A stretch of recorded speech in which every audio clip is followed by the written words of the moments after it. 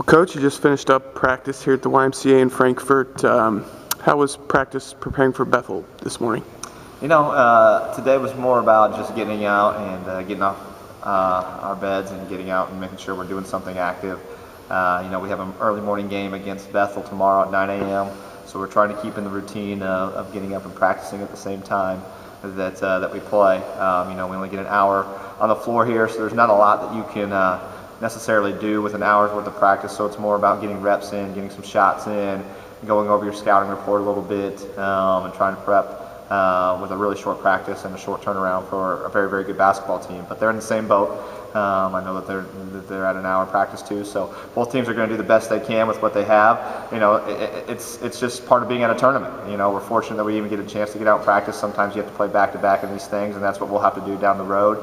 But it was good for us just to get out and get into the same routine as what we had the last few days, so we're ready to play an early morning game coming up tomorrow against a very, very good basketball team.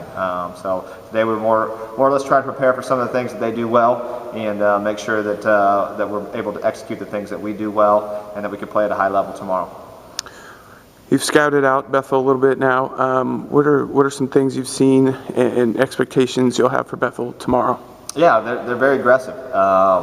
You know, they play the passing lanes very aggressively. They get out and guard really hard on the perimeter. They're going to try to create turnovers. You know, from what I've seen on film, they look like a team that their goal is to try to create opportunities for them on offense by creating turnovers on defense. You know, they may give some things up at the rim in order to try to get out and gamble a little bit more on the defensive end of the floor, but they're very good at that. They've got a player, number 32, Foster, who is an All-American.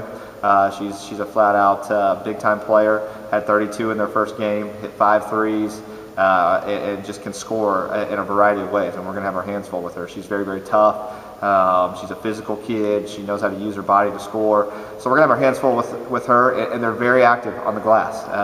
They're not the biggest team.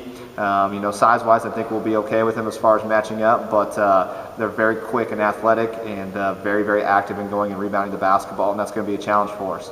You know, we took advantage against Cumberland's in that area by being plus 18 on the glass.